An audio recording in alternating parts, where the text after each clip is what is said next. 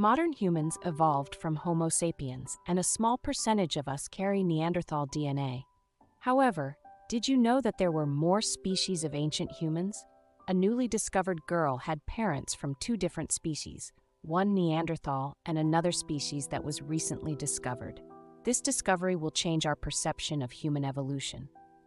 But before we dive into the details, don't forget to smash the like button, subscribe, and hit the notification bell so you won't miss any new stories. Thanks to modern DNA tests, people can now see whether they are part Neanderthal. Neanderthals are an extinct subspecies of humans that went extinct 40,000 years ago. Today, only 2% of Eurasians have Neanderthal DNA. However, there are more species of humans that existed thousands of years ago. A few recent discoveries have found a third species of ancient human that might have contributed to our ancestry. But how is that possible, and what happened to them? In southern Siberia, Russia, there is a cave near the Altai Mountains called the Denisova Cave. It was named after an 18th century hermit who lived there. In 2008, archaeologists from the Russian Academy of Sciences unearthed several bone fragments in the cave. Scientists dated the oldest bones to at least 51,000 years ago, but they were neither Neanderthal nor Homo sapien. Researchers from the Max Planck Institute announced that it was a new species of human, the Denisovan. Beyond their DNA sequencing, little is known about the Denisovans. We know that they lived as far back as 217,000 years ago, but few Denisovan bone fragments have been found. Only 5 viable specimens have been analyzed to date. However, scientists had no idea that a new discovery would come out just a few years later. This ancient human was not just Denisovan, she was an interbred between two different human species, challenging what we previously knew about human evolution. Inbreeding can be confusing. For instance, why can Neanderthals and Homo sapiens successfully interbreed, but mules, a cross between a horse and a donkey, become infertile? The answer lies in DNA. A horse has 64 chromosomes, and a donkey has 62. When a mule is born, it gets 63 chromosomes, an odd number, which results in a defective genetic code. DNA needs to latch onto an even number of chromosomes, 50% from the father and 50% from the mother. Although mules are infertile, plenty of other species can create fertile offspring. For instance, a liger, a mix between a tiger and a lion, is fertile. These species are genetically compatible, just as many primates are also compatible. Knowing this, it makes sense why Neanderthals and Homo sapiens could successfully interbreed. Researchers predicted that Denisovans also interbred with other human species, whether their offspring became fertile or not. However, they never found proof of this hypothesis until 2018.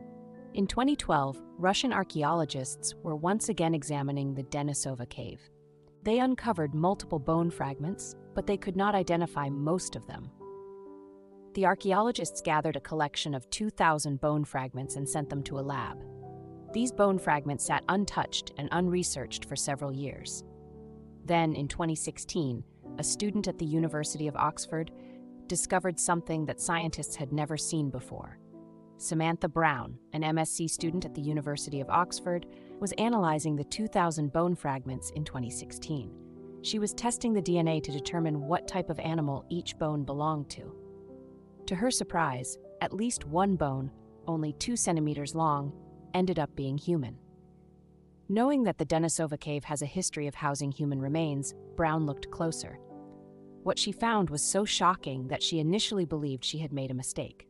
Brown discovered that this human fragment was a unique result of interbreeding. The person was part Neanderthal and part Denisovan. If her results were accurate, this would be the first evidence of first-generation breeding between two human species. Brown contacted the head of the department, and then the bone fragments were sent to the Max Planck Institute for Evolutionary Anthropology in Leipzig, Germany.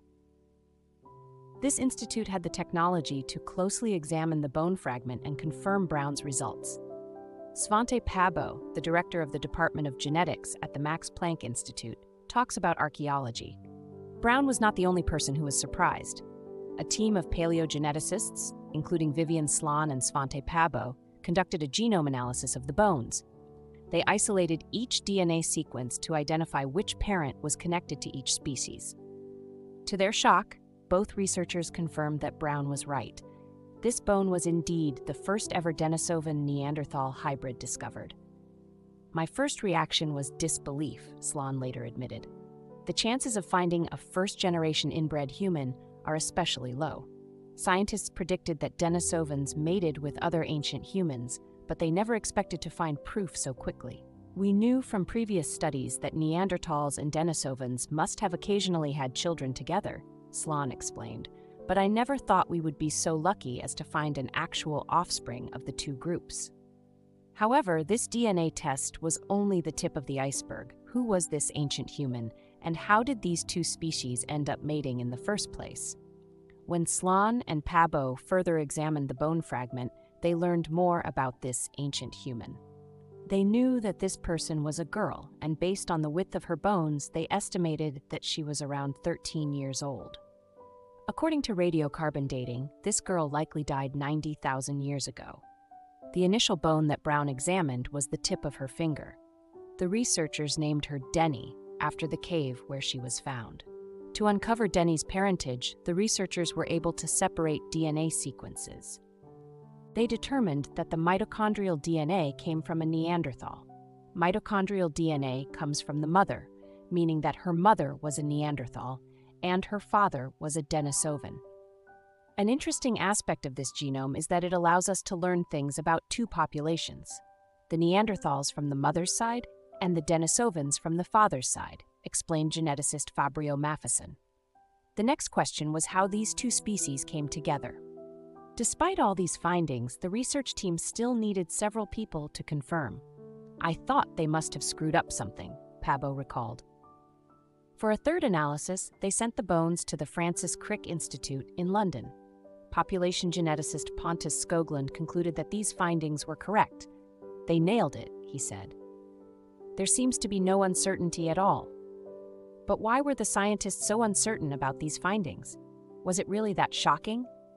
This ancient human was a result of first-generation interbreeding, meaning that her parents were fully Neanderthal and fully Denisovan. This is an incredibly rare find. Even a first-generation Neanderthal Homo sapien bone fragment has yet to be discovered. Skoglund later explained, to find a first-generation person of mixed ancestry from these groups is absolutely extraordinary. It's really great science, coupled with a little bit of luck. I think it's going to go into the textbooks right away. Although Denny's parentage is clear, the rest of her life remains an enigma.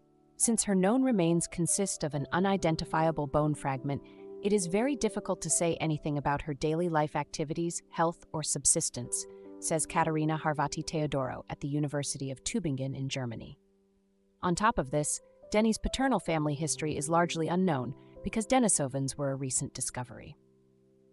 Scientists have much to learn about this species' history and how they connect to modern humans.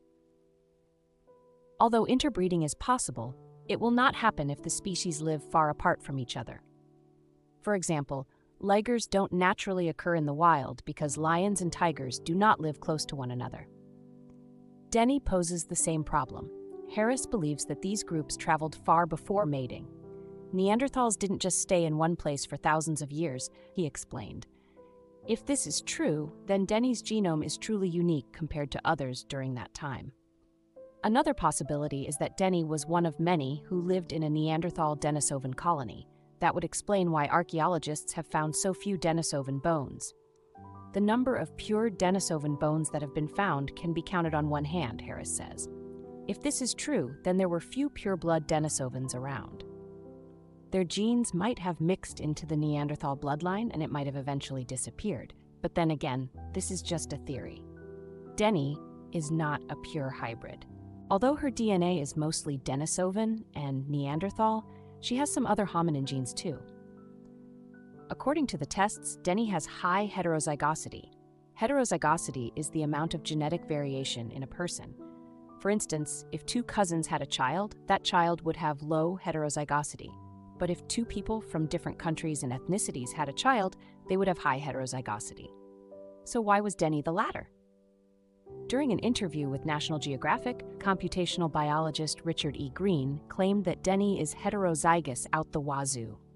In other words, Denny's parents were people from two very different areas who rarely ever mated. According to her DNA sequence, Denny is more closely related to a 55,000-year-old Neanderthal in Croatia than she is to the 33,000-year-old Neanderthals near the Denisova Cave. So how did her parents meet? One possibility is that Denny's parents met in the cave. Most Neanderthals lived in Eurasia, while Denisovans were around Siberia. The Alai Mountains, where the cave discoveries were found, lie between these two territories. I think any Neanderthal that lived west of the Urals would never ever meet a Denisovan in their life, Pabo theorizes. Since the two species lived close to each other, could modern humans have Denisovan blood?